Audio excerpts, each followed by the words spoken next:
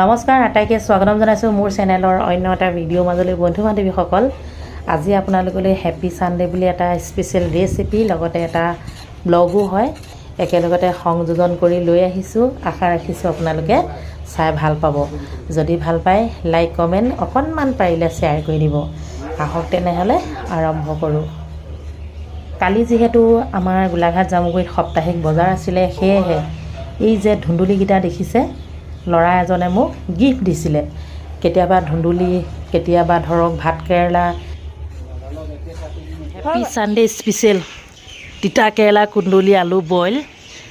ইয়াত ঢাকনত কিবা এটা আছে, কি আছে দেখুৱাম। ধুন্দুলিৰ লগত এই ঢাকনত থকা বস্তুটো বনাম, মানে কাটি লওঁ। এইফালে পিঁয়াজ ৰেডি কৰি থৈছোঁ, এইফালে আলু, এইফালে কুন্দুলি ভাজি,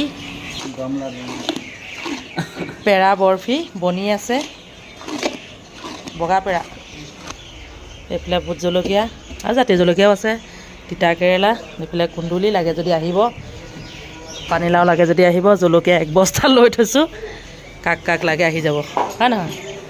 আলু, কুন্দুলি, ভাত কেৰেলা মানে নক'ব আৰু, মোটামুটি এখন সৰু সৰু বজাৰে হৈ আছে।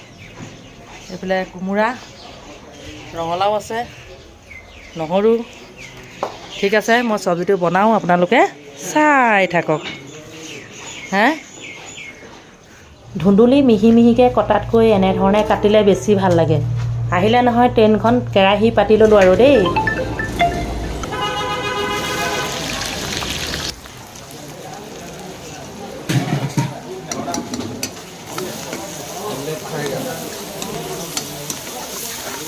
এইখিনি কি হয়, আৰ্মি নি ৱেন দিছে।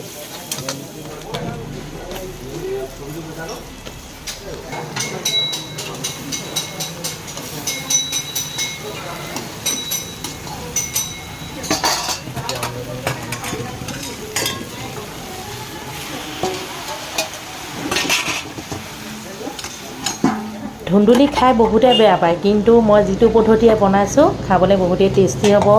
লগত দালি দিছোঁ, এইফালে আকৌ ৰৌ মাছ ফ্ৰাই কৰি আছোঁ। শেষত মানে ৰৌ মাছ মিশ্ৰণ কৰি দিম। আপোনালোকেও এনেধৰণে বনাই খাব পাৰে। ধুন্দুলি, ভোল, জিকা এনেবোৰ পাচলিৰ লগত মাছ খুব সুন্দৰকৈ মিলি যায়। আমাৰ অসমীয়া পৰম্পৰা খাদ্য চাবলৈ গ'লে, নহয়নে বাৰু।